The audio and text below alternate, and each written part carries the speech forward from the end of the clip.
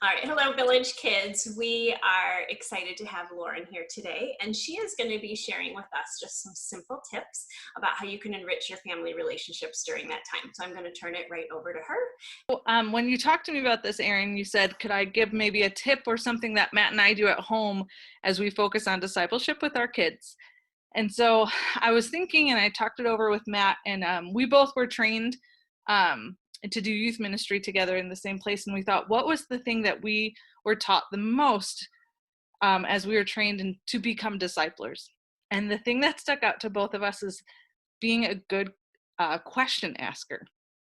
And so I think sometimes the thing that we miss as parents the most is an opportunity with our kid because we didn't ask them the right question. And so it can be a simple thing like your kid comes home from the school day and you just say, hey, how was your school day? Or right now, that's not really an option, but we can ask them something simple like that. And what we're doing is we're giving them an opportunity to only give us a yes or no answer, and then the conversation ends.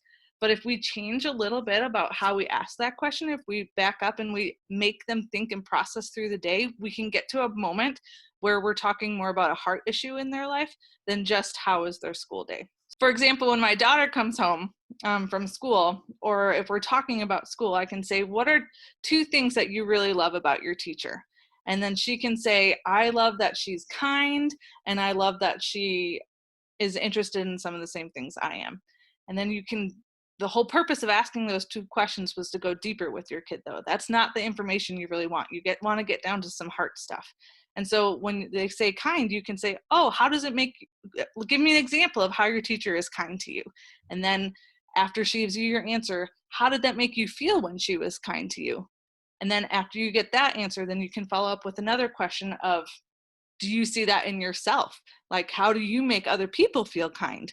And then if it's something they struggle with, you can have that heart moment, that heart conversation with your kid of, okay, maybe you aren't making people feel kind. What is it, something that we need to do or work on? Or is there a verse we can memorize together to work on this and implement this into your life?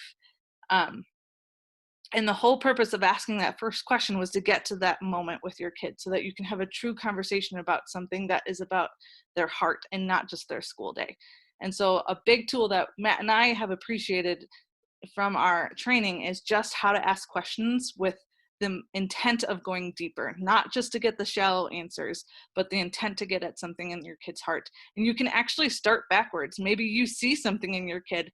And let me tell you, with all the time we've had at home with our kids, there's a lot of things that I'm seeing, and I'm seeing a lot of things in myself that need to be worked on too.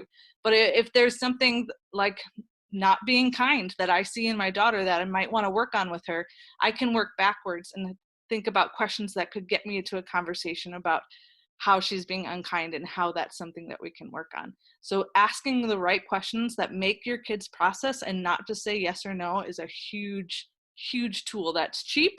You don't have to buy anything for it or spend a ton of time doing it. You just have to be intentional and spend a little bit of time before your conversation with your kids to make it work. So I love what you said about that intentionality and asking questions and about getting to the heart. We're not just trying to dig out their school day or what happened to them, but really trying to find out their heart about something. Such good words. So thank you for that. So what are some examples then? If you can give us some examples of questions that we can ask, or how do we figure this out? Like, it might seem obvious, but I think it's definitely a skill to develop, and it might be good to have some ideas to get started down that path. Definitely. One of the things we do every time we sit down together as a family for dinner is we start with a simple question of what was the highlight of your day and what was the hard part of your day. Because we don't always want to just talk about the great things. We want to celebrate those as a family, but a lot of times the harder things that happened during your kid's day is where you're going to get to some of the deeper discipleship conversations. So we start every meal with, we assign a kid whose turn is it to ask the questions, and they go around the circle and we talk about what the high moment was and the low moment. And sometimes we don't dig in right there, but I take note and remember, okay, Colton said this was a really hard part of his day. And so when we're doing dishes together or after dinner, I'll go next to him and be like, okay, Colton, how did that make you feel during that time? How do that make you feel? It is a great question to make your kids start to process why was that hard? What about that was hard? the best way to give you a good example is what not to do. And any question that they can answer with just a yes or a no is a bad question, because they're not processing anything, you're not gaining any information, and you're not going to be able to go deeper. So it's a question starting with how, or name 2 things that you really liked about school today, or name 2 things that you learned from the Bible story at church today. Something where they have to process the answer makes a good question. So if they have to say yes or no, then you might have to spend a little bit more time thinking of what those questions may be. But how did that make you feel is great. What was something that happened today that made you feel happy? We go through the emotions sometimes too. Like, what was something that made you feel happy? What was something that made you feel sad? What was really frustrating about today? Like, those types of questions. Anything that helps them process is a good question to get to a heart issue for a kid.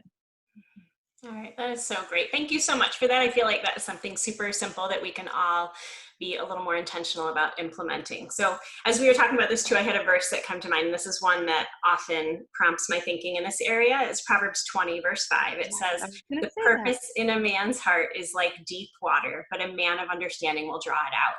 And that's what God calls us to do as parents. And so to take this time to take all these extra family meals that we have recently, and to be intentional about the questions that we ask and the opportunities that we have then to dig out the deep waters of our children's hearts. So thank you so much, Lauren. I really appreciate your wisdom and insight into this, and your example too in setting this out before us. Great words. Of course. My pleasure.